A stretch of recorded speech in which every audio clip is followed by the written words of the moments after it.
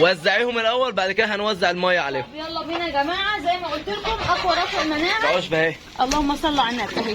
روح. لا انا لسه، ده انت العشبه كلها تحت لسه. بسم الله. اللهم لك الحمد. شويه صغيرين كده، اوعى الطرحه يا اسطى. اهو يلا. حبات في كل السقايات كده اهو بالقشر بتاعه. انا مش هرمي حاجه يا جماعه، هينقنقوا فيه وهياكلوه. القشر بقى اترمى فين؟ اهو على السطح. ايوه اهو. بسم شايفين الله. القشر ده؟ اللهم صل على ده مش عيش يا جماعه على فكره.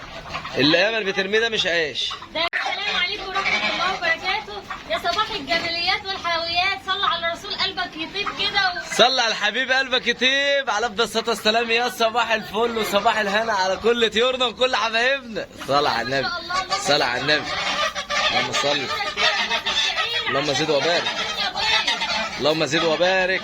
طبعا يا جماعه الوصفه ديت اللي احنا اتكلمنا عليها، عشان اللي ما شافهاش واول مره يشوفها، ورا منك كده امل، مش عند المسائي بالله عليك، مش عند المسائي، قدام كده، ايوه كده زي ما انت، بس بالجردل بقى خلاص.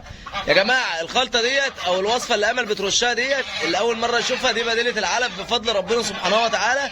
جايبين لكم حاجه من بعد الاخر.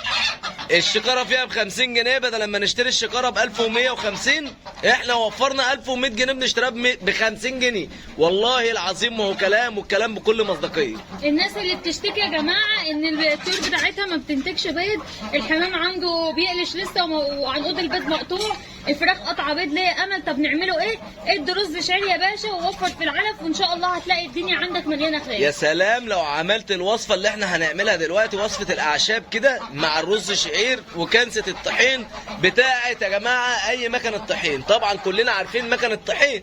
اللي ما يعرفش ايه مكنه الطحين، اللي هو بيضرب الرز والعيش والحاجات دي كلها يا جماعه.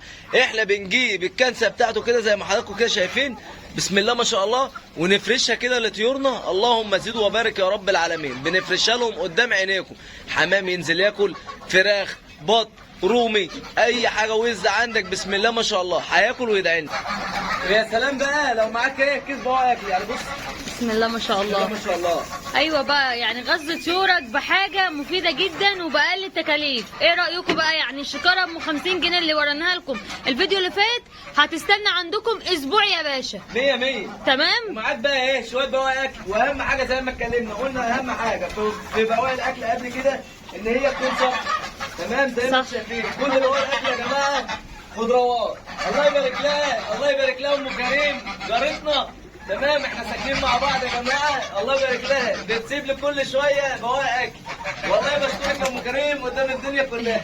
بصراحه جيراننا كويسين ومحترمين، عندهم بواقي اكل ولا حاجه، خد يا مصطفى الكيس البواقي ده للطيور. الحاجات دي كويسه جدا ليهم ومفيده. عمرنا ما نقول لطيورنا لا، ولا نقول مثلا الطيور بتاعتنا لا مش بتاخد بواقي اكل، لا الطيور مش بتاكل رز شعير، لا انت بتعود طيورك من اول ما تبدا الشهر على الخلطات التسمين، وبعد خلطات التسمين اللي هم الشهرين ندي بقى بواقي اكل، ندي خضروات، ندي كل حاجه عندك تديها لطيورك. انا نفسي بس اللي انت طيورك تبقى على السطح كده تاكل كده ولا يشغلها اي حاجه. بالله عليك معلش يا ام ياسين، هات جردل الميه ده اهو. بصوا يا جماعه احنا عندنا الحاجه التهيت اللي بنحط فيها الاكل للطيور، تمام، شايلينها كده خالص وبناكل طيورنا وبنعطشهم في نفس الوقت، علشان عاملين لهم وصفه اعشاب. وامل هتقول لكم الوصفه دي ايه؟ اعشاب بصوا طبيعيه، حاجه موجوده ماليه السوق اليومين دول، وانا مش هكلفكم حاجه، انا ما بحبش اكلف حاجه. طب بالله عليك وصفه الاعشاب دي بفلوس؟ لا والله ببلاش، ده انتوا بترموها يا جماعه في الزباله، والله استنفعوا منها. تمام كده؟ احلى كلام. انا عايزه بس الناس اللي بتشتكي من اللي هو الجو يا امل بقى وحش، والجو الطيور بتاعتنا بقت بتاخد برد وحالتهم برضو الصحيه مش كويسه، كاتشين واقفين على جنب، نعمل معاهم ايه؟ انا بقول لك هاتي الحاجه دي اللي انت بترميها في الزباله دي قدميها للطيور. العشبه اللي احنا طالعين نتكلم عليها دي دلوقتي يا جماعه، دي اللي هتنفع معاكم في فصل الشتاء والصيف، تمام؟ فصل ما بينهم اللي هو فصل ايه؟ مثلا الجو دلوقتي ولا ساقع ولا حر، دلوقتي اغلبيه الطيور بتاخد عندنا برد، عندنا نكحات، احنا ذات نفسنا بناخد برد، تمام؟ اما بنجيب سيرته بناخده على طول. فنقوي بقى المناعه ازاي؟ بالاعشاب اللي امل دلوقتي هتجيبها لكم ديت، احنا عاملينها لكم، هنقول لكم على الطريقه بتاعتها، وهنقول لكم بفضل ربنا سبحانه وتعالى بتتعمل كام مره، تمام؟ وهنقول لكم كل حاجه، ما تروحوش معانا لبعيد.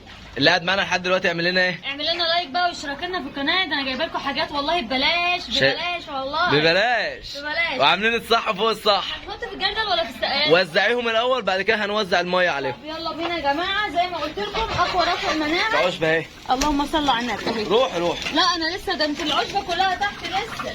بسم الله. اللهم لك الحمد. شويه صغيرين كده، اوعى الطرحه يا اسطى. اهو يلا. حبات في كل السقايات كده اهو بالقشر بتاعه. انا مش هرمي حاجه يا جماعه، هينقنقوا فيه وهياكلوه. القشر بقى يترمى فين؟ اهو على السطح. ايوه اهو. بسم الله. شايفين القشر ده؟ اللهم صل على ده مش عيش يا جماعه على فكره. اللي امل بترميه ده مش عيش. ده يا جماعه بسم الله ما شاء الله قشر رمان. قشر رمان انا باخد الرمان اعمله ليه عصير واكله لعيالي اطفالي، اقوى فيتامين اللي عنده امنيه. تخيل بقى لما يبقى الانسان ده مفيد، تخيل بقى الطيور دي هيبقى عامل معاهم ايه؟ اديهم يا سيدي الله يسهل له. بسم الله ما شاء الله، لا حول ولا قوه الا بالله. زي ما حضراتكم شايفين الطيور. وطبعا يا جماعه على كل لتر من ميه الرمان هنحط عليه 3 لتر من الميه. تمام؟ تمام. يعني لو عملنا لتر من الرمان هتحط عليه 3 لتر عادي من الميه، ومفيش اي مشكله خالص. ومش عايز منك غير الدعاء. اعمل الوصفه دي وشوف زياده انتاج البيض عندك عند الطيور، وبسم الله ما شاء الله. وشوف صحه الطير قبل ما تشوف زياده البيض وتشوف زياده الوزن. احنا اهم حاجه يا مصطفى بنتكلم عن الطاقه الحيويه والمناعه القويه. طيورك طول ما هي عندها طاقه، عندها حيويه، نشاط، تروح وتيجي قدامك، مناعتها قويه، عمرها ما يجي لها اي مرض. انتوا اللي طلبتوا وقلتوا يا امل احنا في الفصل ده يعني في اليومين دول عايزين حاجه تقوي المناعه وفيتامين. اقوى فيتامين جبته لكم قشر الرمان. قشر الرمان ده يا جماعه بتعملوه ازاي بقى؟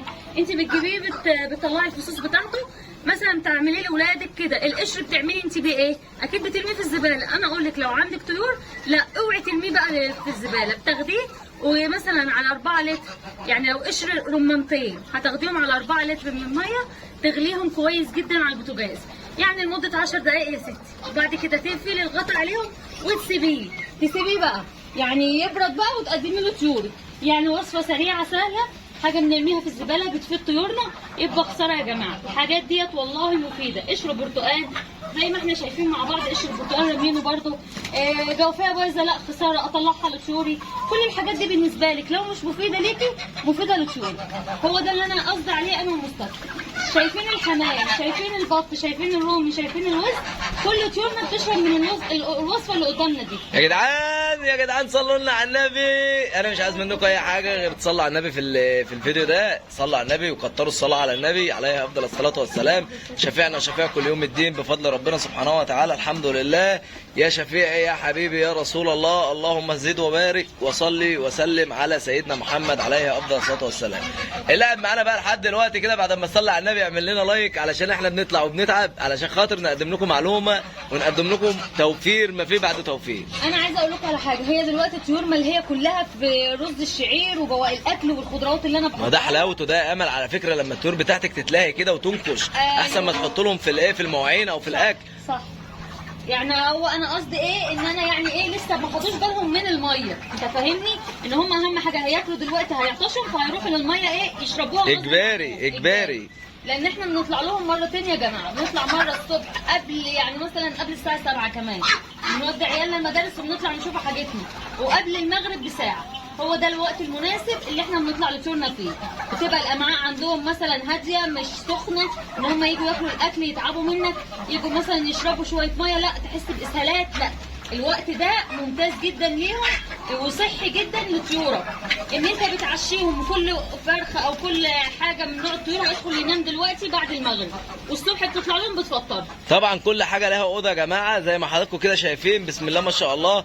ديت اوضه اللي هي البيض بتاعت الفراخ، تمام، اللي هي بيبيضوا فيها يعني. اللهم صل وسلم. وسع كده. اللهم صل على النبي. شايفين الدخله والله بتاعتنا العظيم البيض على الارض اهو. اللهم لك الحمد ولك الشكر على كل حاجه. برضه هنقول لكم والله العظيم داخلين قدامكم، يعني احنا بصوا مش بنعمل حاجه، احنا في بيض موجود مفيش بنقول لكم مفيش. طبعا هنا برضه يا جماعه بيخشوا هنا الفراخ بتاعتنا بتبيض هنا في المكان ده.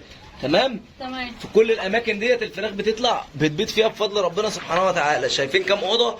ادعوا لنا ان ربنا يكرمنا. بس هنا مفيش بيض، لا في واحده والله. ادعوا لنا ربنا يكرمنا ويكرمكم ويرزقنا ويرزقكم. صباحكم جميل. بسم الله ما شاء الله. اللهم زد وبارك. شايفين ده الجمال، دي المتعه، دي الراحه النفسيه اللي هو الحمام. طبعا الحمام اهو بتاعنا اهو، دي الاوضه بتاعت الحمام يا جماعه. اللهم زد وبارك، شويه زغاليل على الارض اهم، ربنا يبارك لصاحب النصيب اللي هياخده.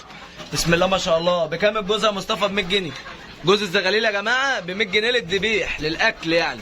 الحمام كله عباره عن حمام هجين. حمامنا حمام مصطفى وامل زي ما انتم شايفين كده، بيبقى حمام هجين، احجامه كويسه جدا اهو. بسم الله ما شاء الله.